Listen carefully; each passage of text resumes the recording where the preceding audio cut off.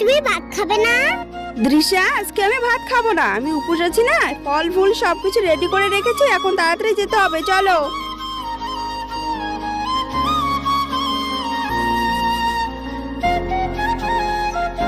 ঠাকুর, তোমার কাছে আমি বেশি কিছু চাই না, শুধু আমার মেয়েটাকে ভালো রেখো, ওর জীবনে যেন কোনো বিপদ না আসে। দৃশ্যা, প্রণাম করো। ভগবান, আমার মায়ের যত কষ্ট আছে সব দূর করে দাও। আমার মা যেন সবসময় হাসি খুশি থাকে আর আমাকে এইভাবেই যেন ভালোবাসে। মা, তুমি ভগবানকে কি বলেছো? ভগবানকে কি বলেছি সেটা বলতে হয় না সোনা, মনের ভিতরে রাখতে হয়। তুমি কি বলেছো ভগবানকে? আমি বলেছি তোমার যত কষ্ট আছে সব যেন দূর হয়ে যায় আর আমাকে এইভাবেই যেন ভালোবাসো। তুমি ছাড়া আমার কেউ নেই মা, তোমার মতো কেউ ভালোবাসতে পারবে না।